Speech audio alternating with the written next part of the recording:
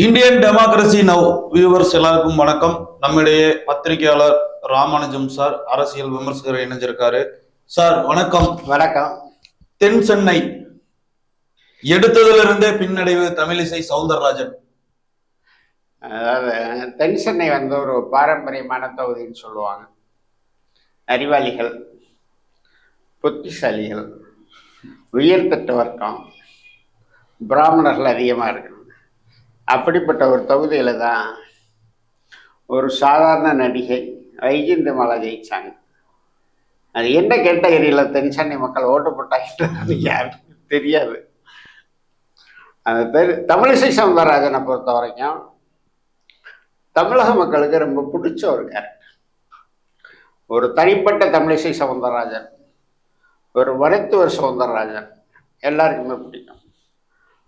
பாஜக தலைவர் அவங்க வரும்பொழுது இந்த ஆணாதிக்க சமூகத்தில் அவங்க அந்த பத்திரிகையாளர் சந்திக்கிறது இல்லை, எந்த ஒரு பிரச்சனைகளை கண்ணை மூடிட்டு கருத்து சொல்றது.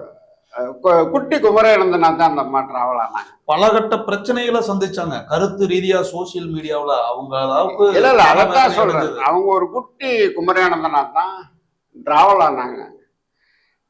அவங்கள கௌரவிக்கிறதுக்காக பாஜக கவர்னர் பதவி, அதோடு அவங்க அந்த அரசியல் அப்படியே போயிருந்திருக்கணும்.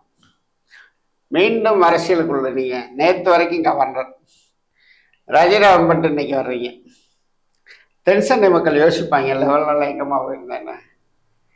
தென் சென்னையே வெள்ளத்தில் முங்கி போய் கிடந்துச்சு.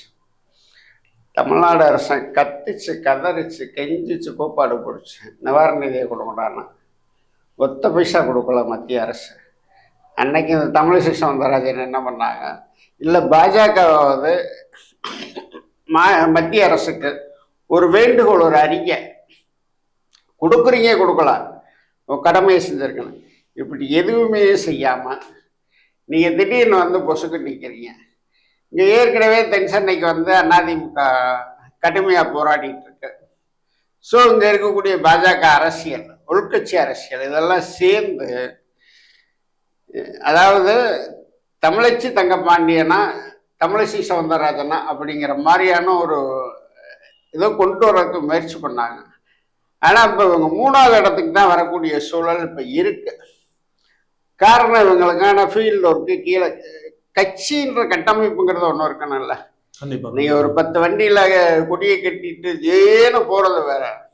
ஆனால் வார்டுக்குள்ளே போகும்பொழுது பூத்து ஏஜென்ட் இருக்கணும், இவங்களுக்குன்னு ஓட்டு கேட்கறதுக்கு ஆள் இருக்கணும். அப்படி எதுவுமே இல்லை. ஒரு அநாத மாதிரி தான் அவங்க ஓட்டு கட்டினாங்க தொகுதிக்குள்ள போய். அதனால அவங்களுடைய தோல்விங்கிறது வந்து எதிர்பார்த்த ஒன்று தான். சார், நான் கேட்கறது என்னன்னா, பெரிதும் எதிர்பார்க்கப்பட்ட விஐபி கேண்டிடேட், அதாவது தமிழ்நாட்டில் BJP candidate, VIP candidate L Murugan பின்னடைவில் இருக்காரு, அண்ணாமலை பின்னடைவு, இவங்க கவர்னரா இருந்த ஒரு தமிழிசைக்கு வந்து ஏன் மக்கள் வந்து நிராகரிச்சாங்க அந்த தென் சென்னை மக்கள்? சார், மக்கள் நிராகரிச்சாங்கன்னா மக்களை நீங்க நிராகரிச்சிங்க. 10 ஆண்டு காலம் நீங்க ஆட்சியில் இருக்கிறீங்க. சென்னை மெட்ரோ ரயில் திட்டத்துக்கு நீங்க 10 பைசா காசு கொடுக்கல. தமிழ்நாட்டில் வெள்ளம் வரும் பொழுது பாஜகவுடைய பிரதமரோ மற்ற யாருமே வர்றது கிடையாது. கேட்டா நக்கல் ஏண்டியா ஏற்கனவே கொடுத்த காசை என்ன பண்ணேன்னு கணக்கு வழக்கு கேட்கறது. ஒரு மாநில அரசிடம் கணக்கு வழக்கு கேட்கறதுக்கு உங்களுக்கு ரைட்ஸே கிடையாது. அப்ப நீங்க என்ன பண்ணீங்கன்னு கணக்கு கேட்டாங்களா? அந்தந்த அரசு அதிகாரத்துக்கு உட்பட்டது. நக்கல் நையாண்டி தேவையில்லாமல் பிரச்சனைகளை கிரியேட் பண்ணுறது, இது எல்லாமே. அதாவது நீங்கள் வந்து தென்னிந்தியாவில் தமிழ்நாடு வந்து நீங்கள் எல்லா வகையிலையுமே ஒரு வித்தியாசமாக, இங்கே வந்து ஆன்மீகம் உண்டு, அரசியல் உண்டு, சுயமரியாதை உண்டு, தனித்தனியாக பார்ப்பானே ஒழிய. நீங்க சொன்னது கரெக்டு தான். நம்மளுக்கு சாமிக்கு கும்பிடுறவன் எல்லாம் பிஜேபிக்கு ஓட்டு போட மாட்டான். அது ஒரு விஷயம் இருக்கு. இங்க நீங்க சாமி கும்பிடுறதை திமுக உங்களை தடுக்கல. ஆமா ஆமா, அது இந்த அறநிலையத்துறையினை வச்சு உங்களுக்கு எல்லா விதமான வசதிகளையும் செஞ்சு கொடுத்துருக்குறான். அதாவது ரெண்டாவது என்னன்னா, இந்தியாவில் நீங்க எந்த மாநிலத்துக்கு போனீங்கன்னாலும் சரி, தமிழ்நாட்டில் இருக்கக்கூடிய உள்கட்டமைப்பு மாதிரியான ஒரு வசதி இந்தியாவில் எந்த ஒரு மாநிலத்திலையும் இல்லை. கேரளாவில் மட்டும்தான் இப்போ அது இருக்கு. பெங்களூர், ஹைதராபாத்தில் நகரப்புறங்களில் மட்டும்தான் இருக்கு.